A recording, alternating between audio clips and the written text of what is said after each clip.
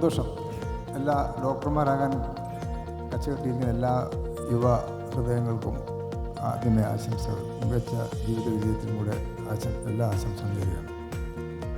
Doctor എന്ന് പറയുന്നത് വെറും ഒരു കൺസൾട്ടിംഗ് റൂമിൽ മാത്രം ഉദിക്കുകയും അസ്തമിക്കുകയും ചെയ്യുന്ന ഒരു വ്യക്തിയെല്ലാം വിശ്വസിക്കുന്ന ഒരാളാണ് ഞാൻ. ഈ കൺസൾട്ടിംഗ് റൂമിലാണെങ്കിൽ എങ്കിലും അദ്ദേഹം ഒരു പ്രിസ്ക്രിപ്ഷൻ എന്ന യന്ത്രവുമല്ല.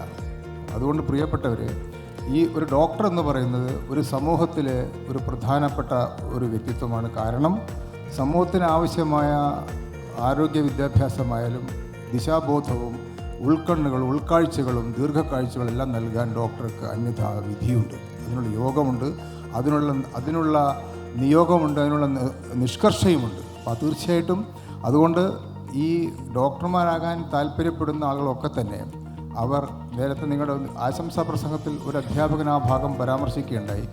ഈ സമൂഹം എന്ന് പറയുന്ന വലിയ പാഠപുസ്തകം മറന്നുകൊണ്ട് നമുക്ക് ഈ മെഡിക്കൽ എഡ്യൂക്കേഷനിലെ പാഠപുസ്തകങ്ങൾ മാത്രം പഠിച്ചാൽ മാത്രം നമുക്ക് നല്ല ഡോക്ടറാകാൻ പറ്റില്ല.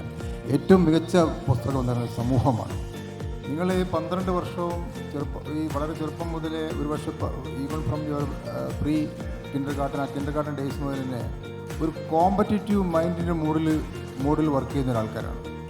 ഈ 12 വർഷം കഴിഞ്ഞ് ഇനിയിപ്പം മെഡിസിന് 5-6 വർഷം കഴിഞ്ഞാൽ PG, അതിന് സൂപ്പർ PG എല്ലാം ചെല്ലുമ്പോൾ അവിടെയൊക്കെ തന്നെ ബ്രെയിൻ ഒരു കോമ്പറ്റേറ്റീവ് മോഡിലാണ് വർക്ക് ചെയ്യുന്നത്. എപ്പോഴും മത്സരങ്ങൾ. അതുകൊണ്ട് സ്ട്രെസ് എന്ന് പറയാൻ കാരണം അങ്ങനെയുള്ള അതിൻ്റെ ഉപോൽപ്പന്നമാണ്, അതിൻ്റെ ഒരു ബൈ പ്രോഡക്റ്റാണ്. ഈ കോമ്പറ്റേറ്റീവ് മൈൻഡിൻ്റെ ബൈ പ്രോഡക്റ്റാണ് സ്ട്രെസ് എന്ന് പറയുന്നത്. ഒരു മനുഷ്യന് സ്ട്രെസ് നിർബന്ധമാണ്. സ്ട്രെസ് ഇല്ലാത്തവർക്ക് ജീവിക്കാൻ പറ്റില്ല. പക്ഷേ നമ്മൾ how do we manage our stress, സ്ട്രെസ്സിനെ നമ്മൾ എങ്ങനെ അക്കോമഡേറ്റ് ചെയ്യുന്നു, അല്ലെങ്കിൽ എങ്ങനെ കോൺഫ്രോണ്ട് ചെയ്യുന്നു, അതിനെ എൻകൗണ്ടർ ചെയ്യുന്നു എന്നുള്ളതാണ് അവിടെ ഒരു പ്രധാനപ്പെട്ട പ്രശ്നം. അപ്പോൾ ഞാൻ നിങ്ങളോട് പറയാൻ ഉദ്ദേശിച്ചൊരു പോയിൻ്റ് തന്നെയാണ് ഈ മോള് സംസാരിച്ചത്.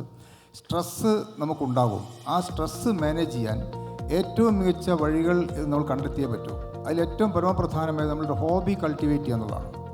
ഒരു വിനോദം ഉണ്ടാവണം. ഒരു പക്ഷേ കഴിഞ്ഞ ഒരു 5-8 കുറേ വർഷങ്ങളായിട്ട് അല്ലെങ്കിൽ കുറേ മാസം ആയിട്ട് നിങ്ങൾക്ക് ഒരു ഹോബിയിലേക്ക് പോകാനോ പാട്ട് കേൾക്കാനോ അല്ലെങ്കിൽ ഒരു ജസ്റ്റ് വായിക്കുവാനോ ഒരു വിനോദത്തിന് പോകാനോ സാധിച്ചെന്ന് വരില്ല. കാരണം അത്രമാത്രം സാക്രിഫൈസോടെ കടന്നു വന്നതാണ്.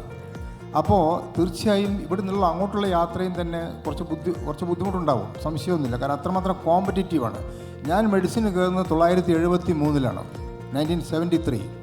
അന്ന് 200 സ്ക്വയർ കിലോമീറ്റർ ഏരിയയിൽ ഞാൻ ഒരാൾക്ക് മാത്രമേ അഡ്മിഷൻ കിട്ടിയിരുന്നുള്ളൂ. അന്ന് പ്രൈവറ്റ് മെഡിക്കൽ കോളേജില്ല. ഇന്ന് എല്ലാ വീട്ടിലും 2-3 ഡോക്ടേഴ്സുണ്ട്.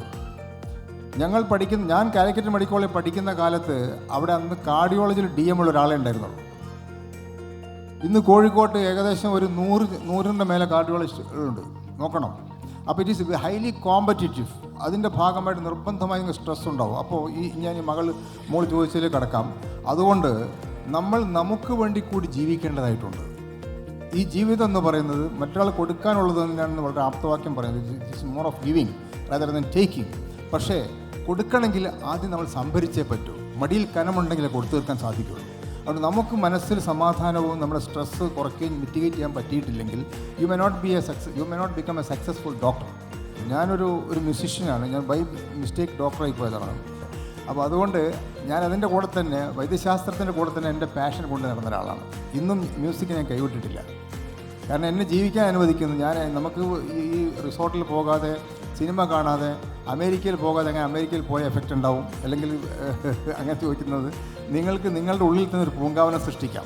ഒരു മനുഷ്യന് തൻ്റെ അകത്ത് തന്നെ ഒരു പൂങ്കാവനം സൃഷ്ടിക്കാൻ സാധിക്കും. അതിന് ഏറ്റവും മികച്ചത് അയാളുടെ വിനോദങ്ങളാണ്, അയാളുടെ ഹോബീസാണ്. അപ്പോൾ ആ സമയത്ത് നമുക്ക് ശ്രമവും വിശ്രമവും ഉണ്ടാകുന്ന പോലെ തന്നെ ശ്രമവും വിശ്രമവും വിനോദവും ഉണ്ടായിരിക്കണം. അപ്പോൾ തീർച്ചയായും നമ്മൾ വിചാരിച്ചു കഴിഞ്ഞാൽ 24 മണിക്കൂർ എല്ലാവർക്കും ദൈവം കൊടുത്തിട്ടുള്ളൂ, അതിന് സംശയമൊന്നുമില്ല. വൈക്കം മുഹമ്മദ് ബഷീർ പറഞ്ഞിട്ടുണ്ട്, ദൈവത്തിൻ്റെ ഖജനാവിൽ മാത്രമേ സമയമുള്ളൂ എന്നുള്ളത്. അപ്പോൾ അതുകൊണ്ട് ആ സമയത്തിൽ കുറച്ച് സമയം, അത് ചിലപ്പോൾ ഹോസ്പിറ്റലിൽ നിന്നൊക്കെ വന്നതിന് ശേഷം രാത്രിയായിരിക്കാം, ആ സമയത്ത് ഡിന്നർ കഴിച്ചതിന് ശേഷം പിന്നെ അവിടെ നിന്ന് അങ്ങോട്ട് 2-3 മണിക്കൂർ നിങ്ങളുടെ മണിക്കൂറുകളാണ്.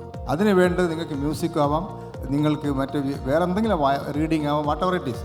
അപ്പോൾ അതുകൊണ്ട് പറ്റുമെങ്കിൽ എല്ലാ മെഡിക്കൽ വിദ്യാർത്ഥികളും ഒരു സംഗീത ഉപകരണം പഠിക്കുന്നത് നല്ലതാണ്. പറ്റുമെങ്കിൽ എല്ലാ മെഡിക്കൽ വിദ്യാർത്ഥികളും, ആൽബർട്ട് ഷ്വൈറ്റ്സർ ഈ ആഫ്രിക്കയിലേക്ക് വന്ന് ഇറങ്ങിയപ്പോൾ അദ്ദേഹം വാസ് എ ഡോക്ടർ, അദ്ദേഹത്തിൻ്റെ കയ്യിലൊരു ഗിറ്റാർ ഉണ്ടായിരുന്നു. അപ്പോൾ അതുകൊണ്ട് ഹോബീസിന് സമയം നമ്മൾ സമയം കണ്ടെത്തിയേ പറ്റൂ. എങ്കിൽ മാത്രമേ നമുക്ക് പ്രസന്നം മുഖത്ത് പ്രസന്നവദനായിട്ടുള്ള അല്ലെങ്കിൽ പ്രസന്നവദനായിട്ടുള്ള അല്ലെങ്കിൽ പ്രസന്നവദനിയായിട്ടുള്ള ഒരു ഡോക്ടറായിട്ട് ഞാൻ പറ്റില്ല.